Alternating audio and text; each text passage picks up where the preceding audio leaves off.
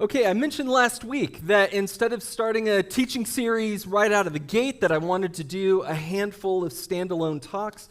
Last week's was standalone, this week's, Ron's going to be here next week with a standalone, and then after that, we're going to start into a teaching series here in just a couple of weeks. So these aren't connected, they're just key passages in the Bible, important ideas and topics that we need to make sure that we're focusing on. And as I mentioned last week, the primary reason that I didn't want to start a series is I want to take more time to get to know you. I really do. I've had the opportunity to sit down already with many of you for coffee or lunch.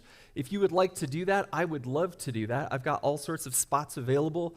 Please come and see me. There's even like a QR code you can scan, and it just goes straight to my calendar, and your name magically appears in my calendar, and we get to hang out, which is like magic. That didn't happen for me in Africa, so that must be some magic something that we have here in America. And if you don't have time during the week, I don't have kids at home. I'm available evenings and weekends as well. Let's chat. So last week we talked about grace, which is a central idea to Christianity, possibly the central idea. And this week what I want to do is I want to talk about how do we talk to friends and family members about our faith? What does that look like? I mean, here at Forefront, we say our mission is to help people find and follow Jesus. So how do we do that first part? How do we help people find Jesus? What does that look like? How does that work? And so we're going to be looking this morning at something that's technically called evangelism. That's the technical word for it. Ultimately, it just means how you share your faith with someone else, right? That's what we mean when we use that word. So I have a favorite passage that I like to use when I talk about this topic. And I mentioned to somebody that I was going to be using this passage in a couple of the stories that I was planning on using. And they're like, that's some of the same ideas that you sent to the search committee.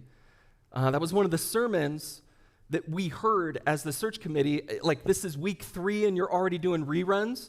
And I said, let me tell you, if I talk on certain subjects that I love talking on, some stories are going to repeat, some passages are going to repeat. I am far too passionate about the subject for you not to hear it. And so even though some of you have heard some of these stories and some of you have heard me go through this passage before, the majority of you have not, and it's just so important. It's our mission here. We are trying to help people find and follow Jesus. How do we go about doing that? Or are we just saying that? I mean, do we actually think that's why we show up? That's why this church exists? Because if it is, we need to be equipped to go and do it. We're not just going to put offering envelopes in boxes and expect someone we pay to do that mission. That's not how church works. Church works that we bring ourselves together and we work together to help people find and follow Jesus. And so how are you going to help someone who you know find Jesus this year? That's a tough task, isn't it? Does that kind of make you a little nervous? Yeah, it does for me too. Lots has changed in the world over the last decade and a half. And I think we kind of convince ourselves, well, it maybe was easier at some other time than it is right now. And I'm going to tell you, I don't think that's true. And I plan on proving that to you this morning, all right? So let me tell you a story about my friend Jackie. The story starts actually with my friend Ian, my business partner in Mozambique. He was a missionary for years. Then he decided that he wanted to go into business, and so he went back to America, studied at Columbia Business School, got a bunch of great jobs, and he's now basically running the country of Mozambique, getting paid for it by the government. He's fabulously smart and incredibly gifted. Well, he made all of these great friends in business school, and one of them's name is Jackie, and Jackie came to visit Mozambique. And he told me in advance, he said, hey, you know what, Jackie's kind of a spiritual person, and I bet she's going to have some questions, so plan on helping me answer those. And I thought to myself, coward. You used to be a missionary. You could answer these questions. But I said, of course, I'll come help. So I'm supposed to go over to his house on Thursday. Well, Tuesday, I get a text. Hey, can you come over and chat with Jackie. She's got a bunch of questions. And I said, sure, I'll be over on Thursday. And he said, why don't you come over today? There's a lot of questions.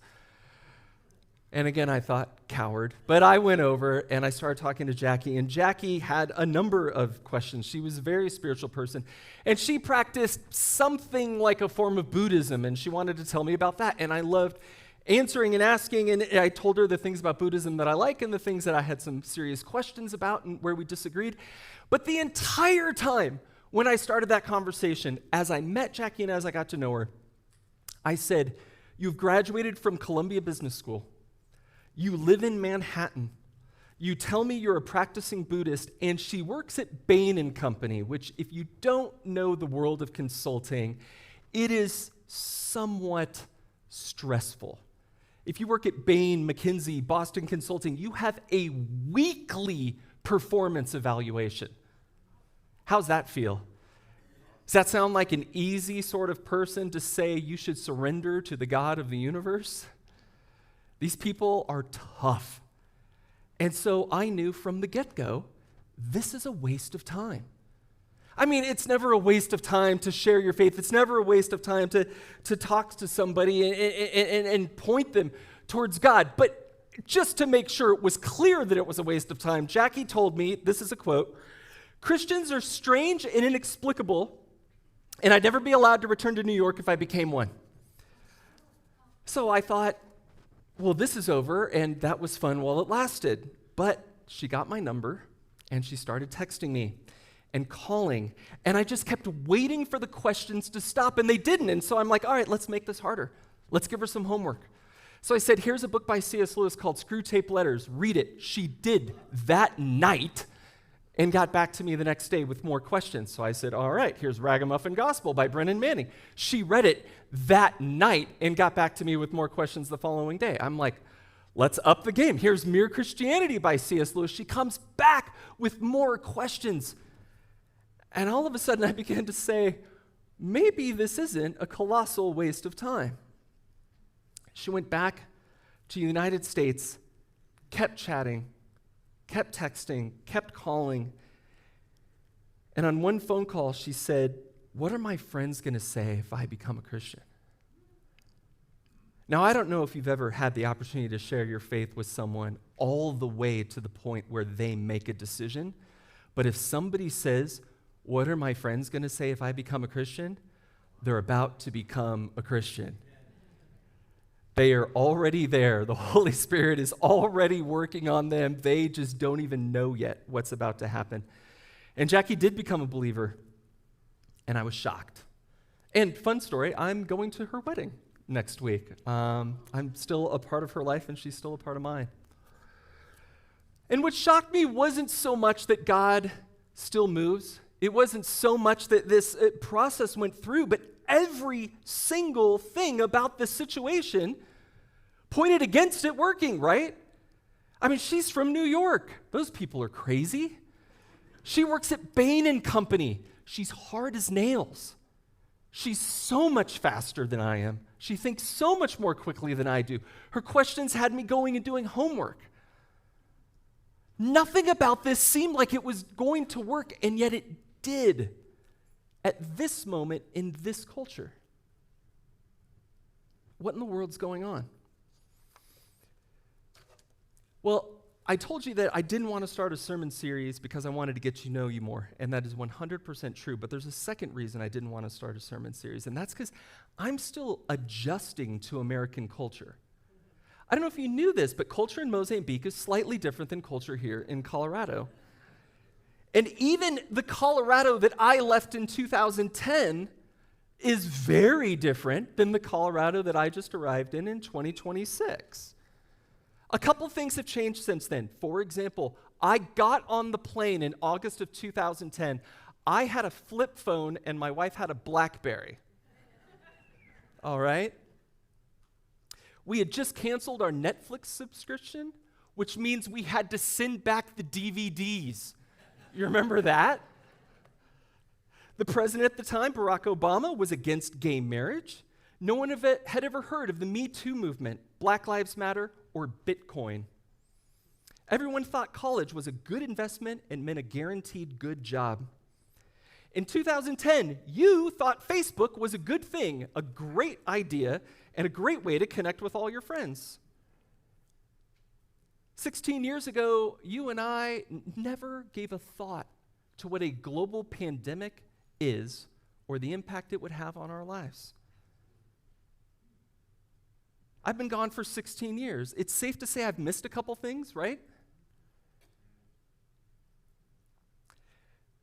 And pertinent to the topic we're going to talk about this morning, how does someone who's been gone for 16 years, who's foreign to this culture here, tell you how to share your faith today? How can someone who's been away for 16 years come back and pretend like I've got something to tell you about how to reach this culture? Colorado changed. Why do I know how to share your faith here? Well, let me flip that around. Colorado has changed. It is a culture you do not know or recognize. You have never lived in this culture until this moment. This is not like the way it was when you grew up. It's new. Guess who's really good with new cultures? Missionaries. I had to learn how to adapt to and speak about Jesus in a new culture. And that's what I want to do this morning, is share how you go about doing that. All right? Now, very quickly before we dive in, I know there's a number of new people here. I know there's people that are still checking out Forefront, and perhaps you're checking out Faith. I am going to talk about evangelism. I am going to talk about how believers in Jesus share their faith with other people. And I used to teach on world religions and cults. And if you think what I am up here talking about is empty rhetoric, if you think I am cheating and sneaky and giving people tactics to brainwash them, I want you to come up after the service and call me on it, all right? If you think what I'm doing up here is unfair, I am open to that feedback. I don't think it is, but if you do, let's chat. I like Christianity. It works for me. I believe in it because I've studied other religions. I've looked at other philosophies, including the philosophy of having no faith at all, and I think Christianity is a better system. My favorite quote on this is by my mentor and friend who I've never met, C.S. Lewis, who wrote, "I believe in Christianity as I believe that the sun has risen, not only because I see it, but because by it I see everything else." Isn't that great? You can see why I like him so much.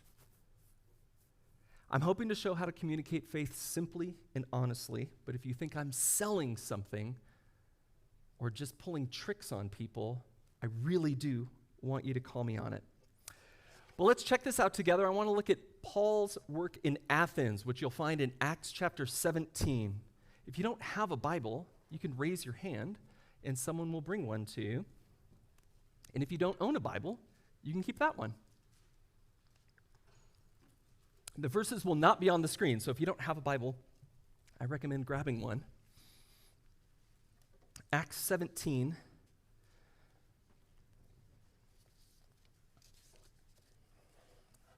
I'm going to start in verse 16. It says, while Paul was waiting for them, that's his friends who went to Berea. While Paul was waiting for them in Athens, he was greatly distressed to see that the city was full of idols. And what did he do because he was distressed? He took a spa day. No. He reasoned in the synagogue with both Jews and God-fearing Greeks, as well as in the marketplace day by day with those who happened to be there. And a group of Epicurean and Stoic philosophers began to debate with him. Some of them asked, "What is this babbler trying to say?" Others remarked, "He seems to be advocating foreign gods." They said this because Paul was preaching the good news about Jesus and the resurrection. Then they took him and brought him to a meeting of the Areopagus, and they said to him, "May we know this new teaching? May we know what this new teaching is that you're presenting? You're bringing some strange ideas to our ears, and we'd like to know what they mean." All the Athenians and foreigners who lived there spent their time doing nothing but talking about listening to the latest ideas. Let's stop there for now. So Paul's teaching in two places initially. The first one's in the synagogue, where he's going to be finding people who are familiar with the Bible and biblical themes. But he's also teaching in the marketplace, which in Greek is agora, which is where you don't want to go if you have agoraphobia. And it really translates better in modern language. He's going downtown. That's what the agora was. So he has this audience. He's out there talking about gods that people haven't heard of before. And so the religion police show up, the Areopagus. All right? And they say, we want to hear what you're talking about. But there's also people who are calling him a babbler. All right? So what's Paul supposed to do in this situation where he's got some people that want to listen to him and some people that are calling him a babbler? The big idea, the thing I'm going to repeat again and again this morning is find where God is working and follow God's lead. All right? If you want to know how to share your faith in any culture, in any place, do this. Find where God is working and follow God's lead. How did Paul know God's leading? Because someone asked him a question. Look in verse 19. May we know this new teaching. We know what this new teaching is that you're presenting. That is an open door. Yes? I want to know this teaching that you're presenting. Find open doors. Look for open doors. If you want to understand how to find where God's already working and follow God's lead, look for open doors. Okay, so then the obvious next questions are, what does an open door look like, and how do we know when we find an open door? Well, this passage is going to answer that question, but let me just give you two quick examples. I'm studying in Oxford. I'm trying to finish a PhD, which is going a little slowly with the move and everything else right now. But a handful of years ago, I was there doing my required residency that I have to do every year, and I was staying at an Airbnb. And in Oxford, it's incredibly expensive to stay there, and so I'm staying at an Airbnb in somebody's house. And they're thinking, this is great, I'm going to make some money off an empty room, and I'm thinking, this is great, I have a captive audience who is just going to answer any question that I have. So I'm terribly nosy, and I love looking at people's libraries, and I was in this Airbnb, and so I'm looking at Simon's library, and it's all philosophy books. And so I say, hey, Simon, tell me about your philosophy books. Are you a philosophy nerd? And he said, I am, and here's all the stuff that I've read, and here's what I've concluded. I am a Marxist and a nihilist. And I said, I've read about both of those things. I would love to pick your brain about them. Can I buy you a pint? Because that's how you have to talk when you're in Britain. Can I buy you a pint? And he said, yes. And so every year that I've gone back to Oxford, Simon and I have gotten together, and he's told me about his philosophies, and I've told him about my philosophies, and he is wide open to having those sorts of conversations. And all it took was to say, can I ask you about something you just told me you believe? So this last year, actually, the week after I first came here to preach, I flew back to Oxford because I was in residency at the time. And I was at a different Airbnb because Simon's place was full. And I chose this Airbnb, and on it, it said, no meat or animal products allowed in the house. And I'm like, well, these guys sound interesting to talk to. Let's stay at their place. So I did. And I show up, and I said, tell me more about the no meat thing. Where does that come from? And they said, well, we practice tantric philosophy. And I said, I associate that word with one thing. Can you tell me what that philosophy is all about? And I had hours and hours of conversation with them where they explained this very specific form of Hinduism called tantric, and I learned a ton. And it was an open door. I said, can you tell me about it? And they said, sure. What do you believe? What do you think? And of course, I got to share that as well. Before we dig in, let's just say it again. Look for open doors, but do not pound on them or try and knock them down. Do we need more people trying to knock down the doors of other people in this culture at this time? Do we need more people picking fights with people who disagree with them? Look back in verse 17. It says, Paul reasoned in the synagogue with both Jews and God-fearing Greeks. And I like that word reasoned there, but let me unpack that a little bit. The Greek word that Luke is using here is dialegomai. Dialegomai. And if you look at the word, you see the dia at the beginning, and that's the same, it just means across. That's where we get diagonal or diameter. Okay? And then in the middle you see the word Lego, which we all know means small plastic brick. And no, it's most commonly translated talk. But the word picture here, dia, all the way across, that words in conversation are going back and forth. They're getting across to each other. In other words, there is talking and there is listening.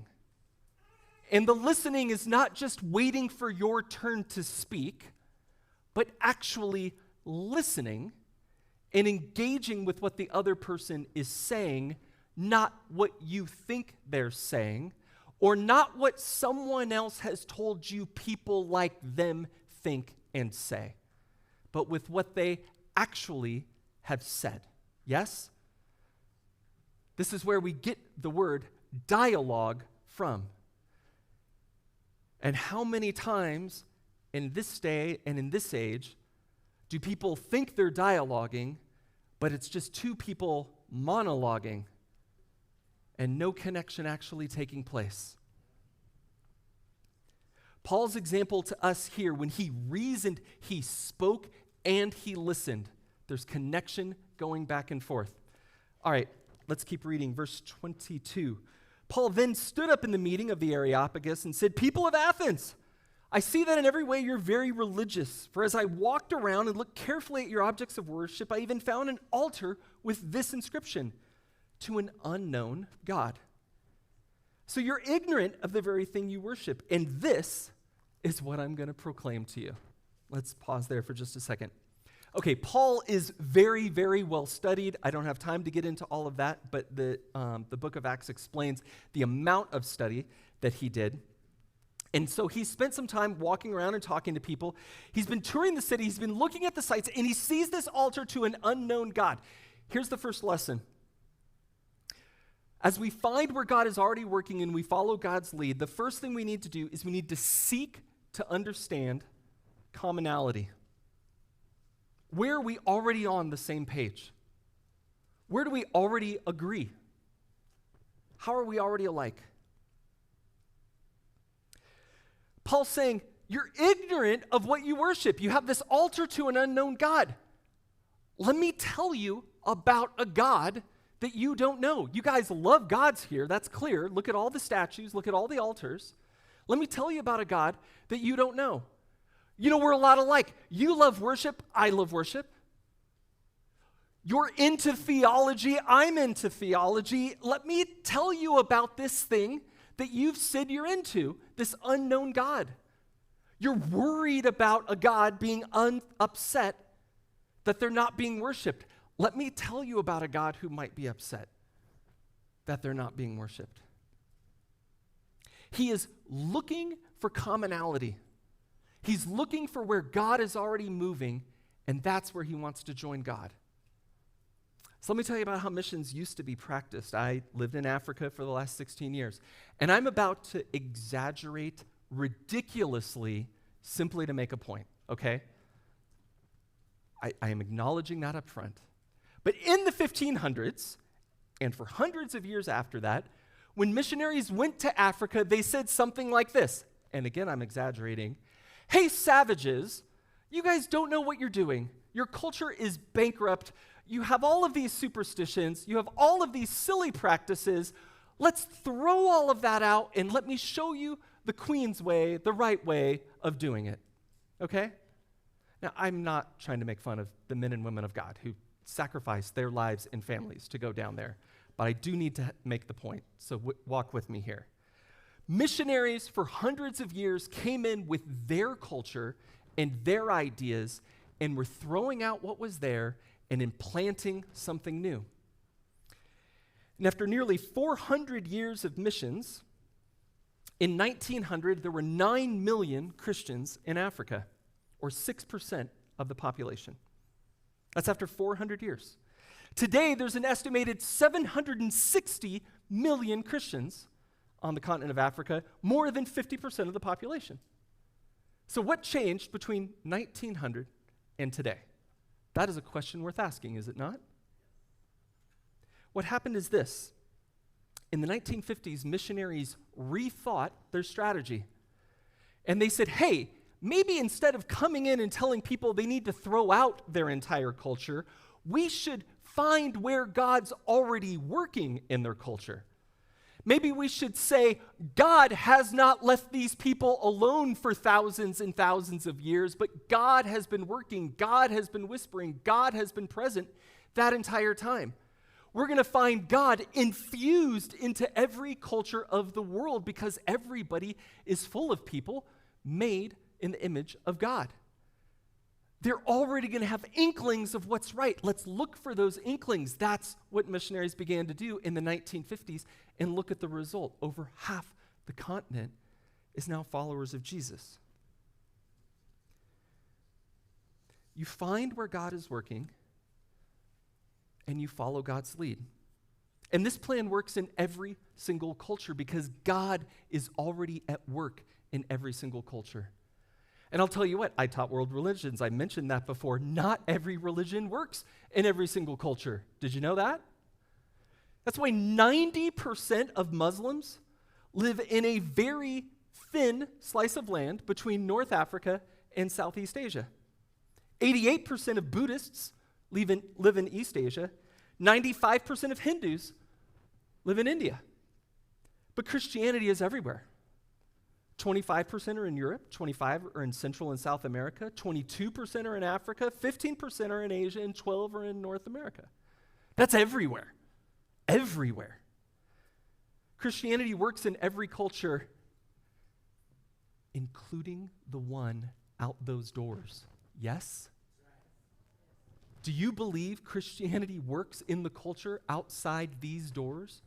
Do you think in the same way that God was working for hundreds of years before missionaries showed up in Africa, God has been working on your friends, your neighbors, your family, your coworkers, long before you ever started praying for them and hoping for them? God has been whispering and working. Do you believe that? If so, find where God is working and follow God's lead. Let's keep reading. Verse 24. Paul says, the God who made the world and everything in it is the Lord of heaven and earth and does not live in temples built by human hands. And he's not served by human hands as if he needed anything. Rather, he himself gives everyone life and breath and everything else. From one man he made all nations that they should inhabit the whole earth. And he marked out their appointed times in history and the boundaries of their lands. God did this so that they would seek him and perhaps reach out for him and find him, though he's not far from many of us. For in him we live and move and have our being. As some of your own poets have said, we are his offspring. All right, second thing we need to do if we're going to find where God is moving and follow God's lead is we need to reframe people's understanding. We need to reframe their understanding. Did you see the quote marks on a couple of things there that Paul said? He's quoting well-known philosophers and well-known poets. Paul studied. He knew his stuff. You remember who he was arguing with in the marketplace? Stoics and Epicureans, right? Let's just quickly review who these guys are. Stoics are philosophers who don't want to be controlled by either pleasure or pain, and so in a way they sort of numb themselves to both pleasure and pain. Marcus Aurelius, probably the most famous Stoic, the one that's certainly most read today, said, every morning when I kiss my son, I think to myself, tomorrow he may be dead. Now, I'm not going to disagree that that's possible, but that is a pretty joyless way to go about living. I don't like that approach to suffering. I don't like the idea of numbing myself to joy so I can numb myself to suffering. I like the Christian example which says, when I suffer, there's a God in heaven who suffers with me. There are a people of God who are willing to walk alongside of me when I suffer. We don't numb ourselves to our emotions. We live into them and alongside of God with them. and we believe in a God who can raise the dead. The second group are Epicureans. These guys are sort of the ancient materialists of their days. They lived for pleasure. They liked food. They liked sex. They like other things that give pleasure. They think that God's remote, and when you die, that's the end. So they're just living for today. And here's what's crazy. These are popular philosophies in Rome, in the Roman world in Paul's day. He's showing up to the center of philosophy, Athens, and nobody in Athens believes in Christianity at that time. It's brand new. Paul's bringing it there for the very first time. And here's what's awesome. 250 years after Paul talks in Athens, half of the Roman Empire is Christian. We're going to see when he's done talking, there's a handful of people who respond. And 250 years later, half the Roman Empire was Christian. Why? What happened?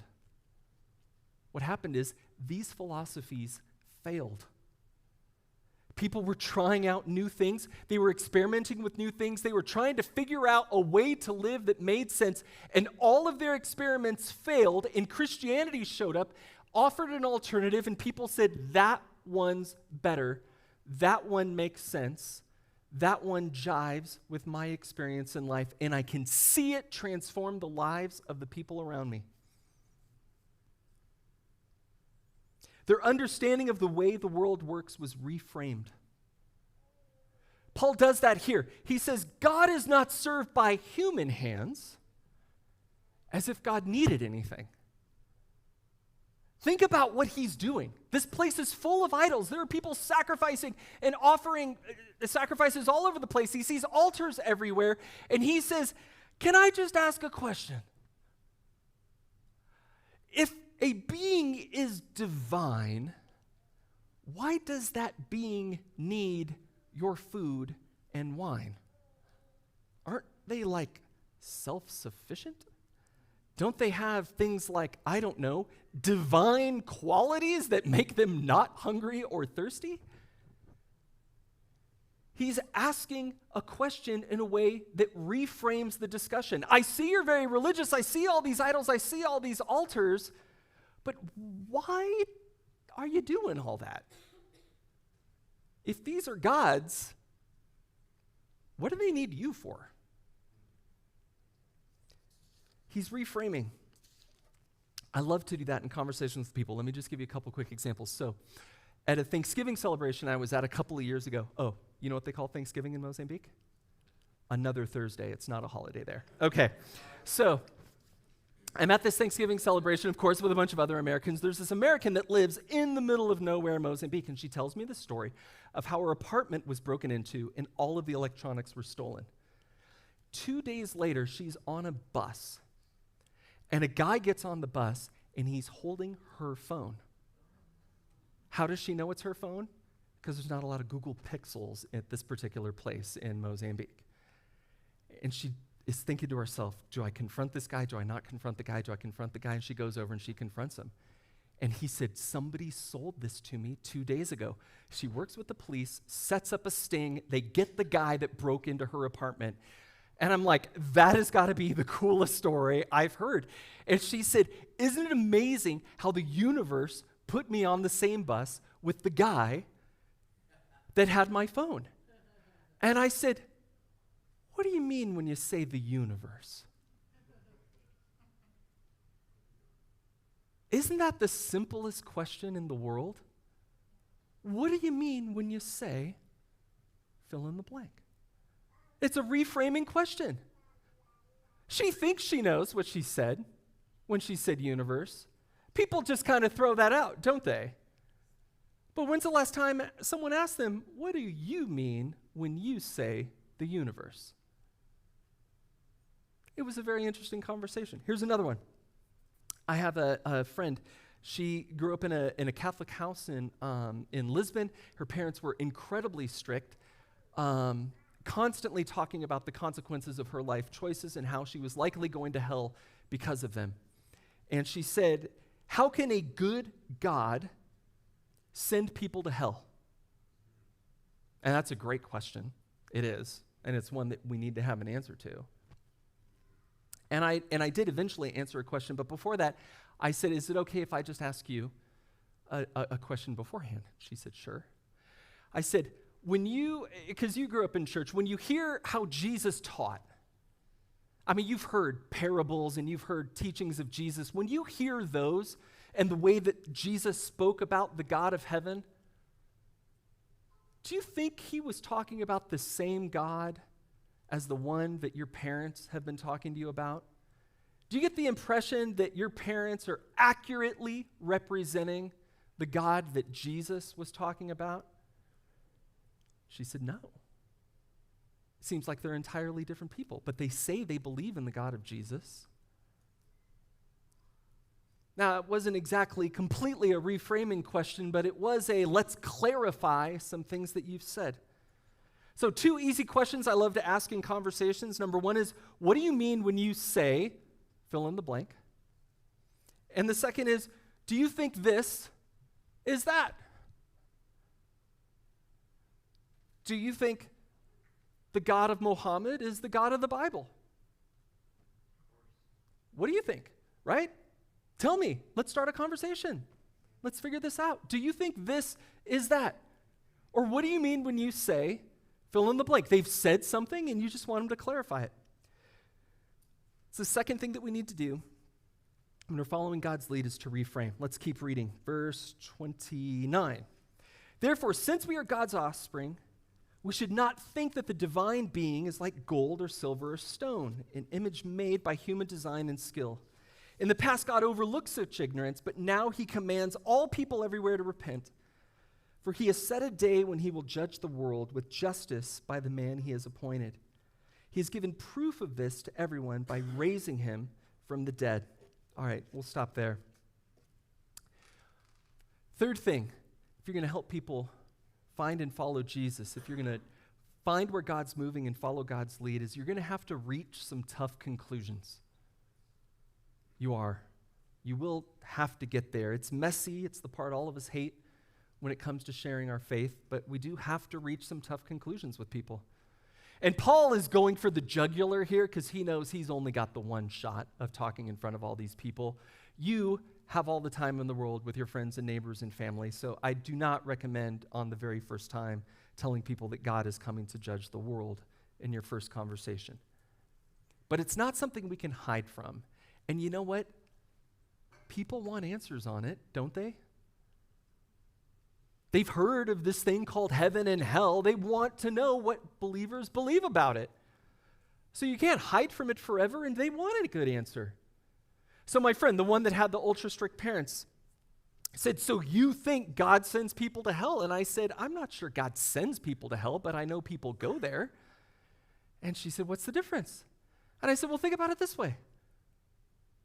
There are all sorts of people all day long living for themselves. Yes?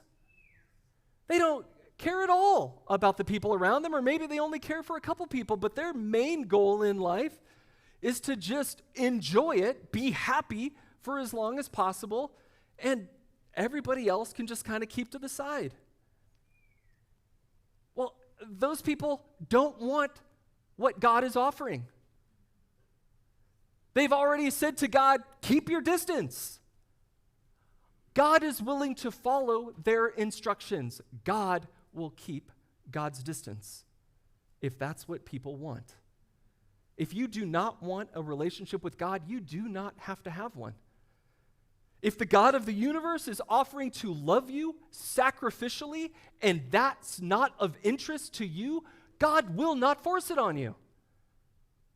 The reason hell exists is because people want to be left alone, and one day they will be.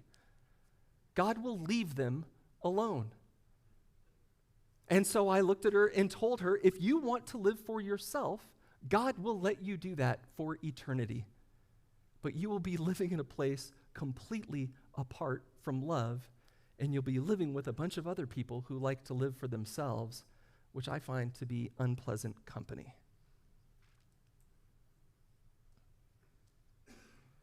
There are some hard conclusions that we need to reach.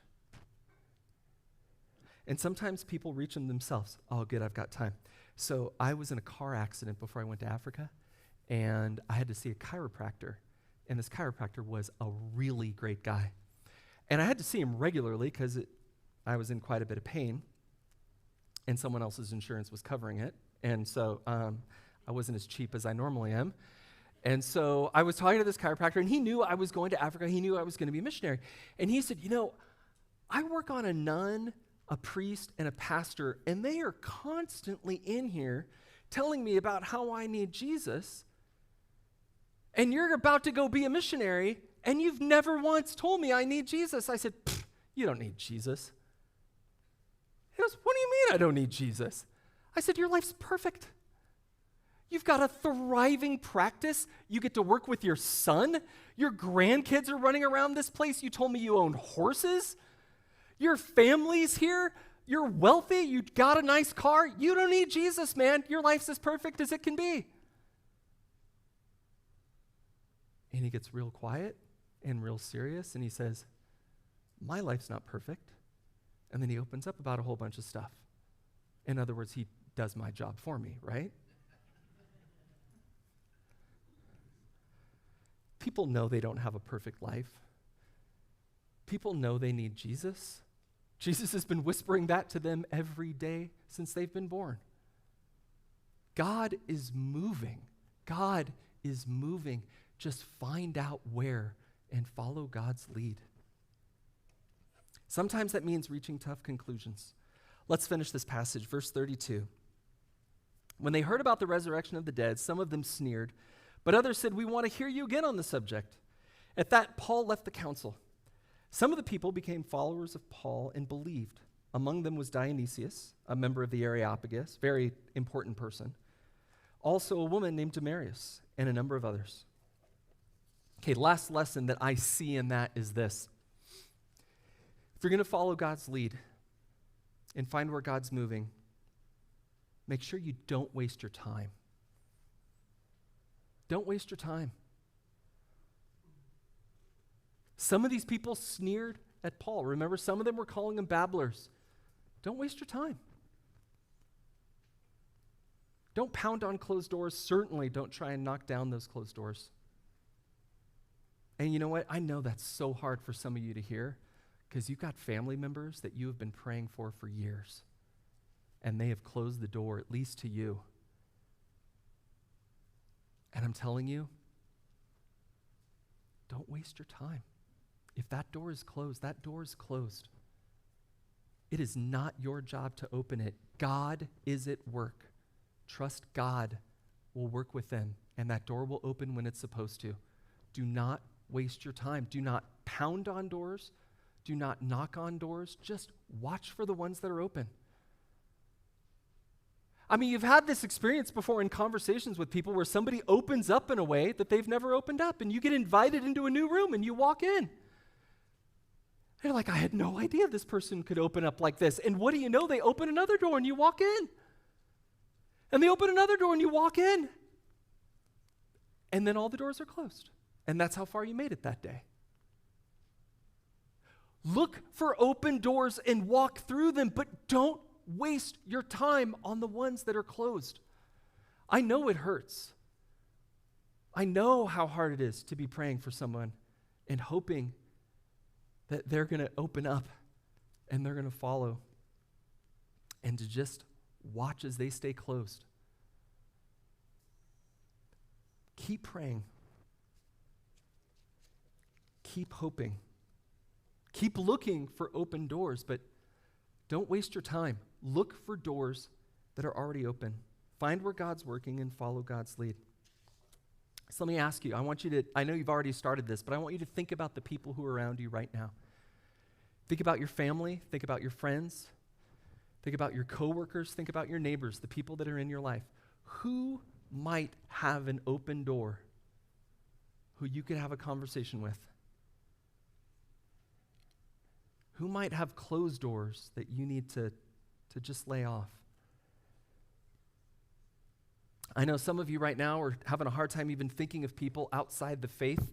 That happens sometimes, right? Where we're just in a community of people and we just kind of hang around with church people, and pretty soon there's not that many people outside the faith who we know. Maybe it's time to spend some time in some new places, meet some people, actually talk to somebody else in public like that would be a normal thing to do. You know where I have the best time meeting people who want to talk about philosophy? Hot tubs. Everyone is a philosopher in hot water. There's hot springs up in the mountains that I'm not going to tell you about because I don't want you to visit because there's already too many people there. I have had more spiritual conversations, evangelistic conversations with people there than anywhere else besides when I'm standing in a place like this. People love to philosophize in hot water. Find yourself in a hot tub and ask some questions and see where God leads. Hot water makes people relax and doors open. How about other places like the mountains? You ever notice how people just relax and open up when they're out among God's creation? Meet somebody on a trail. Say hello. Start a conversation. Talk about what you get from being outdoors and ask what they get. You'll be surprised how God will open doors. Here's a question I love using. This question, I haven't been using it for very long, but it's worked 100% of the time, okay? I'll give it to you. It's a great one. Write it down. You meet somebody new. You've only known them a short amount of time, or you've known them for a really long time. You come up to them one day and you give them this compliment. You've always come across to me as someone with some spiritual depth. Do you consider yourself a spiritual person? I have had nihilists, atheists, people who completely reject Christianity say, well, yeah, I'm a spiritual person. Well, tell me about that. Tell me about how you're a spiritual person. Fill me in. What's your history? How does that work for you? And just listen and ask questions and understand them and how they see that the universe works and see what doors are opened because you took the time to just ask one simple question that they could simply say, no, I'm not really into spirituality, if they didn't want to talk about it. Right? They can close the door. But you're just inviting them and saying, is this a door you're willing to open? So we're real serious here at Forefront about this idea of helping people find and follow Jesus. And the elders told me at our last elder meeting, which went long because the new pastor had all of these things he wanted to say. I hear long ones are the pastor's fault. They were telling me that we're getting some new flooring here at the church in a couple of different rooms, and one of the rooms is this one. So I threw out an idea, and they said, okay, and so here's what I want to do. We don't know when the new carpet is going to be laid, but when we do, we're going to give you warning, and the night when it's all pulled out and there's nothing but concrete here on the floor, we're going to invite everybody from the church to come that evening, and we are going to write the names of our friends and our families and our coworkers who we hope one day walk through those doors and meet Jesus. Maybe we're going to write the names of the neighborhoods that we live in. I live in a townhouse complex. I'm going to be praying for and writing that. We're going to write prayers on this floor, blessings for everybody that walks through those doors, because we are serious about helping people find and follow Jesus in this place. And I imagine, I hope, that one day someone who you love is going to walk through these doors and they're going to find Jesus. And you're going to say, hey, Dave, would it be possible to rip up this carpet square so I can show them where I wrote their name? And I'm going to say no, because that'd be expensive. Friends, I love inviting people to investigate their faith. And then I love just leaving that person in God's hands, knowing I can only take somebody so far that at the end of the day, they've got to take that leap. They've got to take that step themselves with Jesus. So as I close, let's pray right now for our friends, for our neighbors, for our coworkers and family.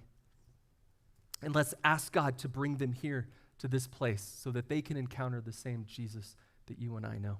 Let's pray. Father in heaven, I can see around the room as people nod how many people have people in mind who need to know you. God, we believe you are working in this place. We believe you are working here in Denver, in this neighborhood. We know you are already whispering in the hearts and minds of our friends and neighbors and coworkers. And God, we want to follow your lead. God, would you give us eyes to see the open doors in the relationships around us? Would you be moving in the hearts and minds of our friends and family even now, drawing them to you? And God, would you give us the courage to walk through those open doors, to ask questions and to draw people towards you? We pray all this in the name of Jesus. Amen.